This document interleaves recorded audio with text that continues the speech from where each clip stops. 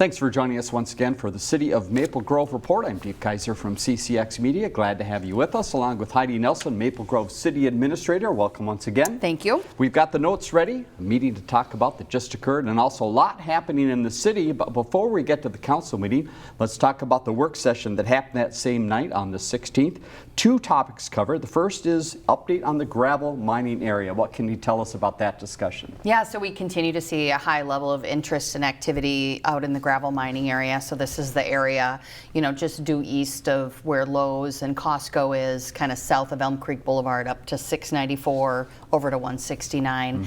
Still a lot of land out there available, probably 60 plus acres available for development. And so we continue to see a high level of interest. And we continue to partner with DEED, with the state, the Department of Employment and Economic Development, as they bring resources to the table to support, job growth and growth of industry in Maple Grove. So good update for the council on some of the interest that's going on out there in the gravel mining area, and hopefully see additional new businesses coming to the gravel mining area in the future years. Very good. Second item covered was council seniority. Give us a little background of what this means and why this is important. Yeah, so we had a request to talk about this topic.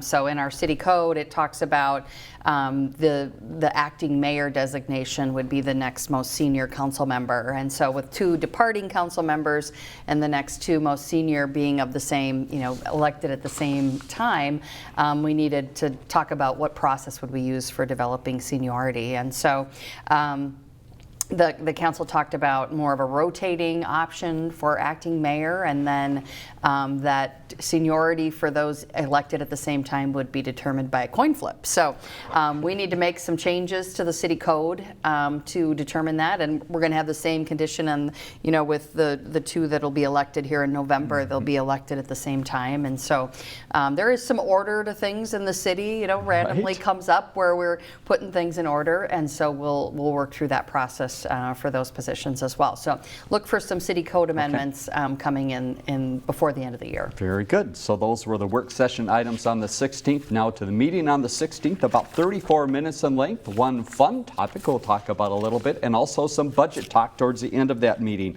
But from consent, two items pulled. One dealing with staffing in the fire department. What's the update here? Yeah, so we were really pleased to be able to appoint Chris Baker to the position of Assistant Fire Chief for training.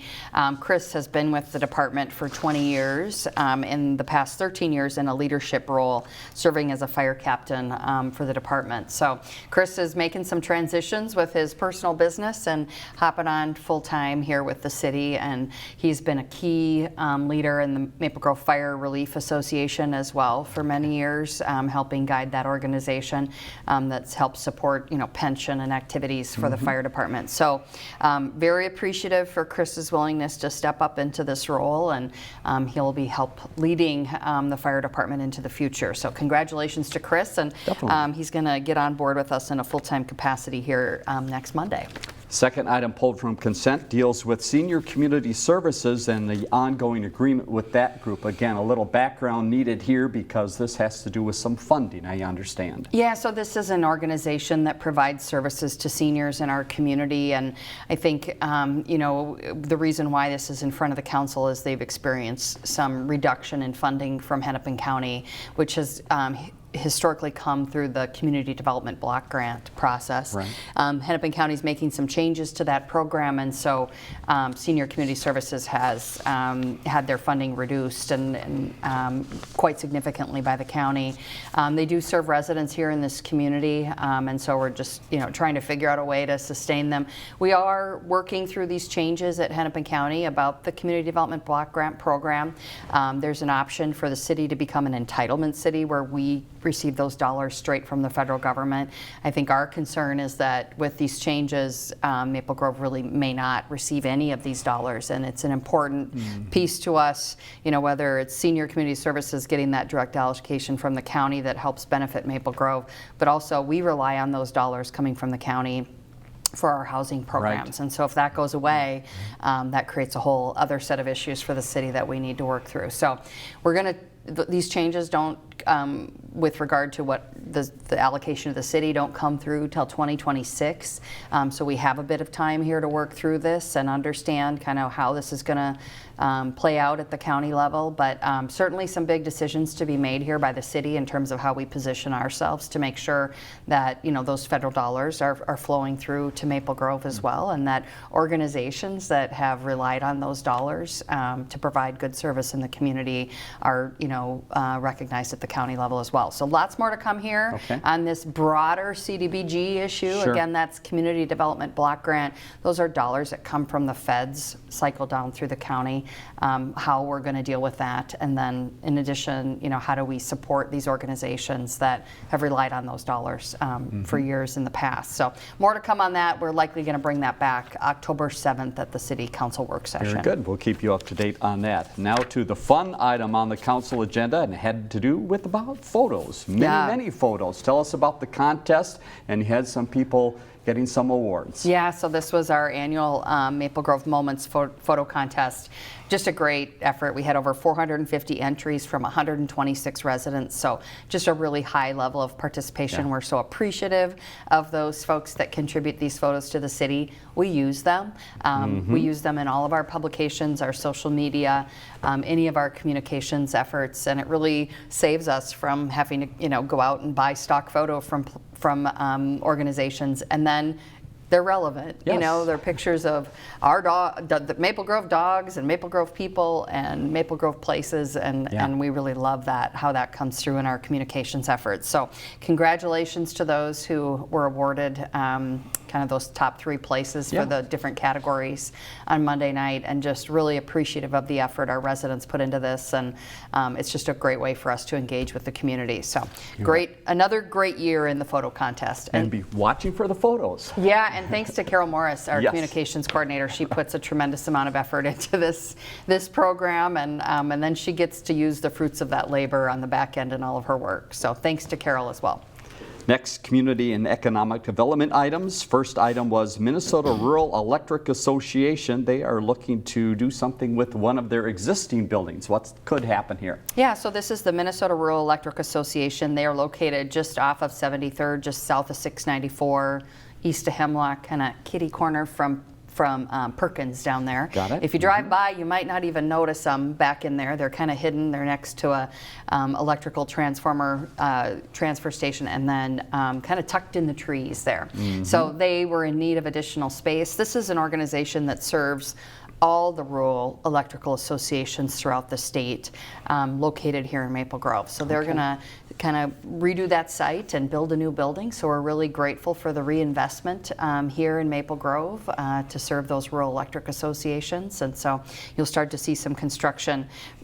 I'm not sure if they'll go forward this fall yet or in the spring, but yeah, right there off of 73rd, just up against 694. Very good. Then update on some upcoming items. Many openings. We talked about it the last time we were together that are happening in the community, and one that people are looking forward to is Grackle. What's the latest there? Yeah, so you'll see if you've driven by. So this is right on the corner of Hemlock and Elm Creek Boulevard, kind of that northeast corner there, former Wahlburgers site. So they've kind of updated the building, and so the lime green is gone, and very classy look, just kind of that dark brown, black and white image there. And I know they've done, you know, just some more aesthetic changes within the building. It was a pretty new building, and in great shape and very lovely, you know, inside. So they've kind of made it their own, and we're really excited to have them. I think we're expecting a soft opening here in the next couple of weeks, and then they'll be open later this fall. So if you haven't been by there, take a peek when you're driving by.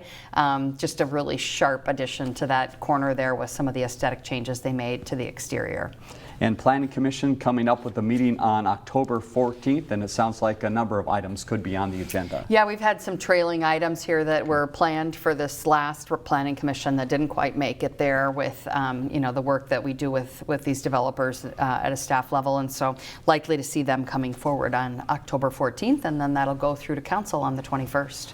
Next item from the meeting, update on engineering and public works, and the mention was the yard waste site. It's going to come in very handy very soon here with those leaves changing. Well, it certainly doesn't feel like fall No. out there, or that we should be worrying about doing winter or fall yard cleanup, but it's going to come, I think, Yes. next week.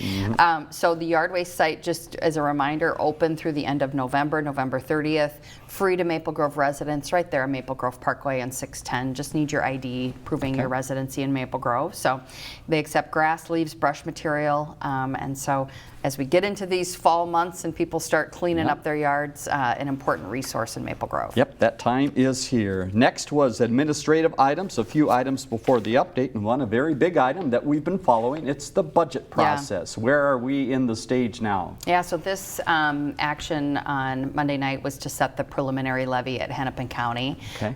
So by September 30th, every city in Hennepin County has to set their preliminary levy, and so that sets the high water mark. You can go down from there, not up.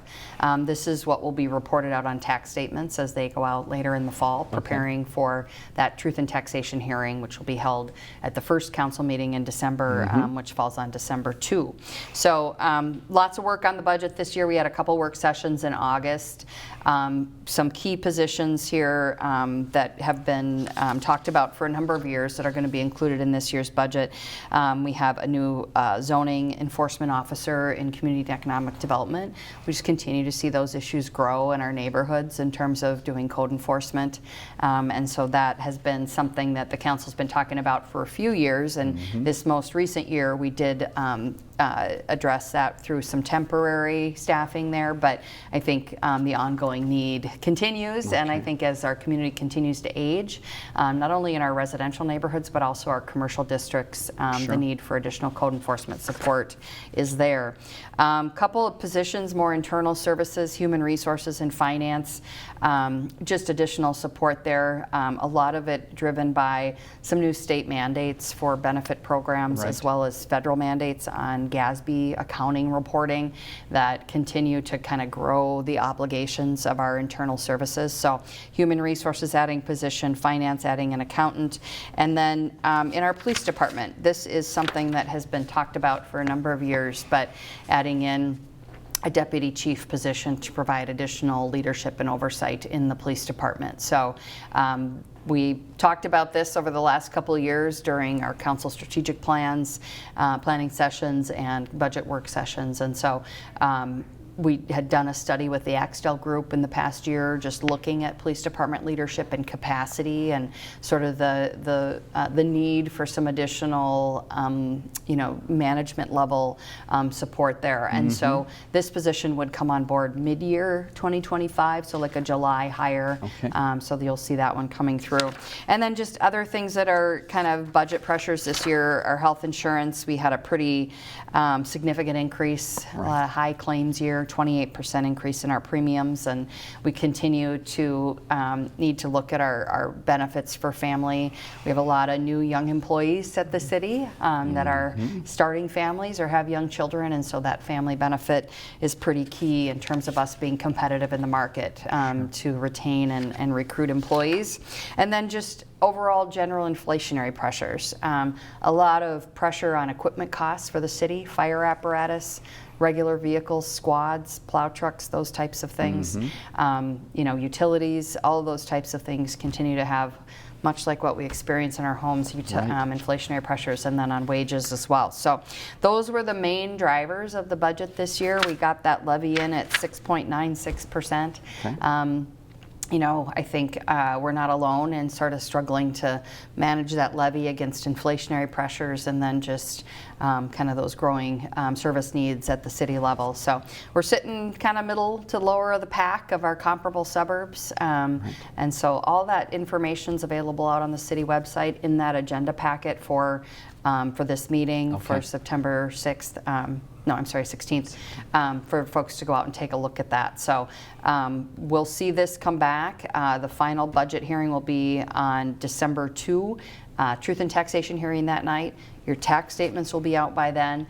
And then we come back on December 16th and adopt that final budget and levy. So Lots of information out there on the budget. Yes, as you can see, quite a process. Again, maplegrovemn.gov is the website if you want to find out more information in that agenda packet from the 16th. Then the council stepped aside and called to order the EDA because they had to go through the same process. Yeah, so we adopt an EDA HRA levy every year. It's $150,000. It's been the same number since 1999, so not a lot of movement here. We're able to do economic development and housing activities with other funding sources. Relates to that CBDG discussion we had earlier about those dollars that came through the county or come through the county currently.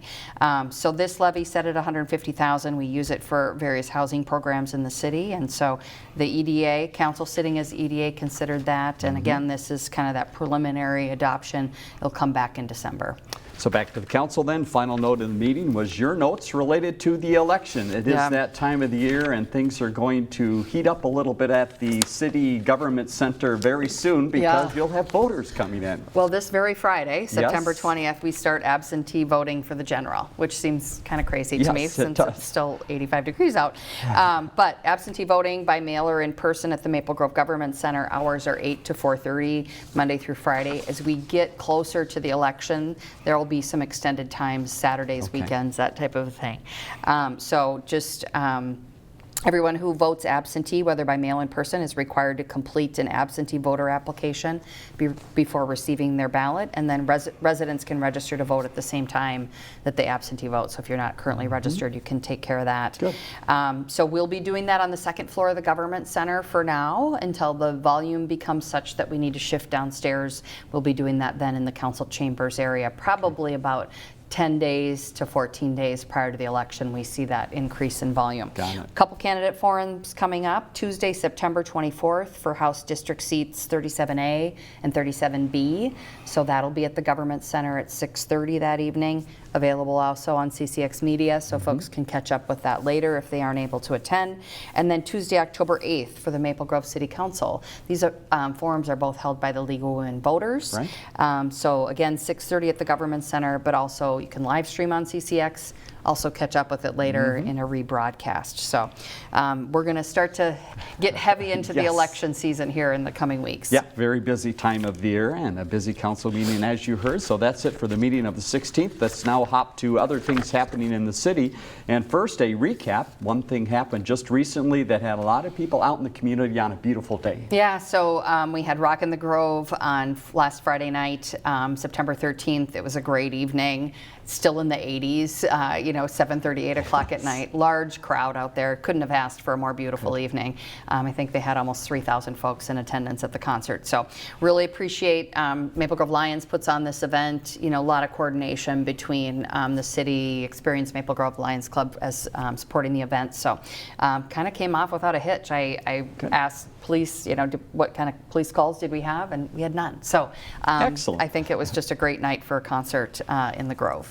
How about a couple anniversaries in town? The first is a local business that's been here a long, long time. It's hard to think of businesses going this far back in the city. Yeah, so Reflect Salon celebrating their 45th anniversary. The business was established in 1979 and grew over the years to have locations Maple Grove, Plymouth, and Minnetonka. So they had a very lovely event over there in the fountains, and congratulations to Reflect Salon. And here's a favorite of a lot of families that's celebrating an anniversary coming up. Big number 50. Where's this? Yeah, so this is the Eastman Nature Center up at the Elm Creek Park Reserve, Three Rivers Park District property, right in Maple Grove's backyard. So they're going to be celebrating that golden anniversary event on Saturday, September 21 from 1 to 4 p.m. at the Eastman Nature Center. Visitors are invited to drop in anytime. Lots of ways to celebrate. They have a lot of activities, and of course they'll have cake to celebrate that 50th anniversary. Yeah, great location up there. All right, it's time to think about fire prevention. We've got a special week coming up. When is this week and what's the theme this year? Yeah, so October 6th through the 12th is Fire Prevention Week. This year's theme centers around smoke alarms. Having working smoke alarms is key to fire safety in your home to alert you to a fire. So you can check out the city's fall newsletter for easy tips about installing, testing, replacing smoke alarms. And as part of our annual fire prevention recognition, a special story time at the station is set for Saturday, October 12th. 12th. Kids and their caregivers are invited to the Fire Station 2 on Maple Knoll Way. And then story time starts at 10 a.m. and then you get a fun tour of a fire truck after. Nice. So again, that's Saturday, October 12th at 10 a.m. Station 2, Maple Knoll Way, story time at the station. So that'll be a fun morning over there.